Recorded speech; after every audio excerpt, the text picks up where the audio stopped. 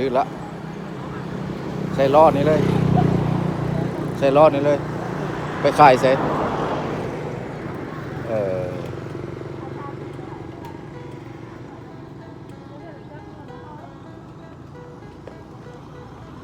ได้จักร้อยแล้ว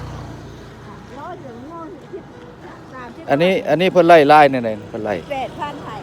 18,000ไล่ตั้มๆโอ้มักโม่ใส่นี่แม่ฮะมักโม่บ้านไหนมักโม่บ้านไหนหนองเทียนแข่งสวรรณเขตบ่ปากซ่องมหาน้ำโอ้มักโม่แถวเฮาแล้วบ่ทันได้ลง ยังเริ่มลงอยู่แถวบ้านถ้ำบ้านอันนี้ยังเริ่มลงอยู่มักโม่บ้านเฮาเนาะได้ขายดีอยู่ดอกแต่เจ้าปลูกว่าส่วนหลายปลูกอันนี้หันเขาลงเดือน10บ่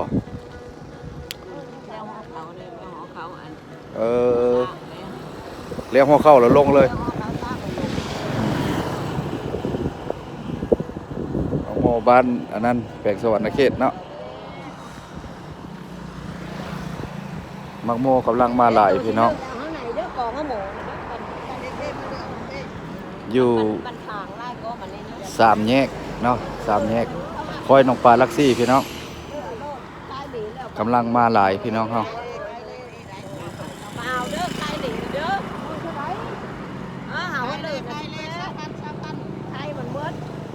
20,000ก็มีเบิด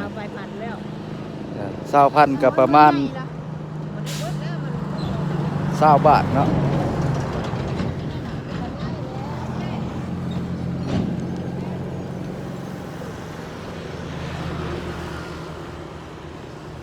มื้อนี้สิเอาจัก100นี่ฮะเอา100วานนี่เอาจัก100มื้อละ100เนาะ ถือว่าขายดีอยู่เนาะหานเพิ่นอยู่พุ่นพี่น้องทางไปบ้านท่าแก่หานเพิ่นหานท่าแม่เพิ่น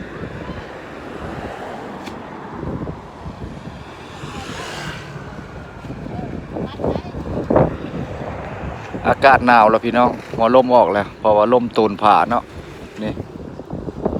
ลมตูนผ่าแกงขมวนเฮาอยู่แขวงอื่นก็หนาวบ่พี่น้องเนาะอากาศเริ่มเปลี่ยนแปลงแล้วพี่น้องโอ้ตายบักโมเด้อพี่น้องมาซอยเพิ่นได้เนาะถ้าว่า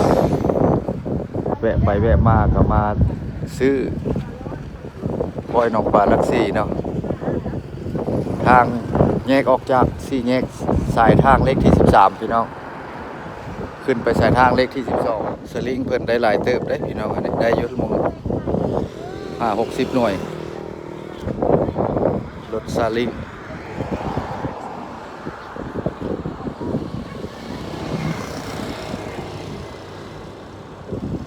บ้าวได้เอาจาก100มาเนี่ยเป็นแมงมีเติมหรอวะเอาหลายละมื้อละ100 200เนาะ สิได้ซื้อไปพระข้าเจ้าอยู่สึกว่าไปเมืองพรมื้อนี้ฮักลมอากาศลมหนาวหลายแล้ว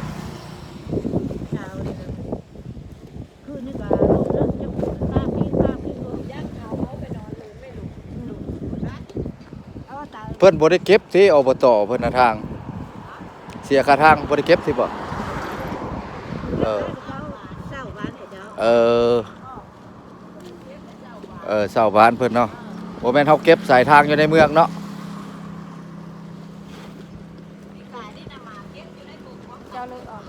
พวกอบตทางพวกอนามัยทางเขาเจ้าเก็บอยู่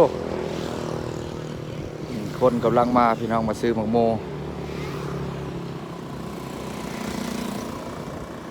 โอ้ห้านน่ะก็มีพี่น้องหลายห้านอยู่พี่น้องเพิ่นสิลงเต็มอยู่สายทางเนาะแต่ว่าส่วนมากแล้วแม่นรถเดินสายนี่เดินไปทางบ่งเบาหรือว่าทางบัวละพาเพิ่นก็แวะซื้อเนาะรถขนส่งหลายสายทางเลขที่12นี่พี่น้องแต่ว่าเพิ่นกำลังเริ่มเฮ็ดทาง2 เลนเนาะเพิ่นเฮ็ดอยู่ มาแตะพุ่นมาฮอดสิฮอดพี่ล่ะพี่น้องติดตามเบิ่งเนาะแต่ว่าเพิ่นบ่แปลงเห็นในคลิปเพิ่นลงเนาะเพิ่นกำลังเริ่มบุกเบิกหนทางเนาะซีเมนต์ไทยให้เป็นเงินกู้บ่หรือใดๆเนาะแต่ว่ายังบ่ฮู้ละเอียดชัดเจนเพิ่นกำลังบุกเบิกสายทางเลขที่12พี่น้องนี่แซงขึ้นมาในนั้นน่ะเนาะรถน้อยแซงรถใหญ่พี่น้องคนกำลังไปลาบริการ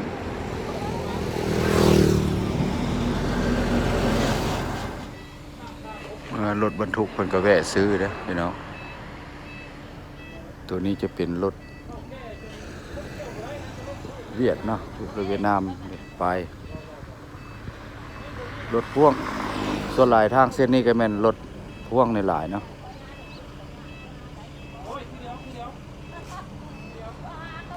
ไปก็ได้ระวัดระวังเพราะว่าทางมันบ่ทันแล้วเนาะพี่น้อง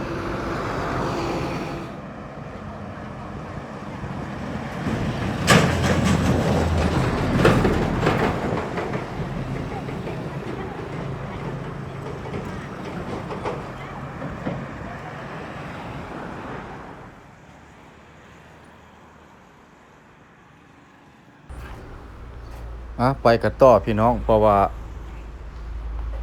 เฮาสิถ่ายหนทางให้เบิ่งเส้นทางเส้นนี้ก็เป็นสายทางเล็กที่12ขึ้นไปพุ่นละทางไปเวียดนามพุ่นละเนาะแต่ว่าจุดหน้านี่แม่นแต่ก่อนแล้วมันเป็นโรงงานไม้ปะเก้แล้วก็ลงเรื่อยเก่าอันนี้เพิ่นเอิ้นว่าลัก6สายทางเลขที่12บ้านดงม่วงไข่ทางหน้านี่ก็แม่นส่วนหลายเส้นทางเส้นนี้ก็เป็นทางลักที่ว่าเส้นหนึ่งเนาะขึ้นไปทางต่อสายแดนเวียดนามพี่น้องก็คือสายทางเลขที่12เนาะเพิ่นสิมี4แยกภาษีเนาะออกมาจากหัวมิตรภาพไทยลาวอันนี้ก็เป็นหน้าห้องเลื่อยเก่าพี่น้องสมัย10ปลายปี20ปีตอนไม้มีก็ห้องเลื่อยนี่ก็สามารถบรรลุถือว่าดังเนาะห้องเลื่อยสุริเดชนะถือว่าช่วงนี้ก็กลายไปเป็นแบบเพิ่นต่อไปนี้อาจสิเป็นตลาดพี่น้องเนาะเพิ่นสิเฮ็ดตลาดหนทางนี่ก็บ่อนลุกบ่อนแตกเนาะก็ได้ค่อยไปค่อยมาระวัดระวังพี่น้องแต่ว่าทางนี่ก็ปูมาได้ประมาณ10 โมงเช้ากว่าปีนี่แหละกะเพเนาะพี่น้องเพราะว่ากะสิ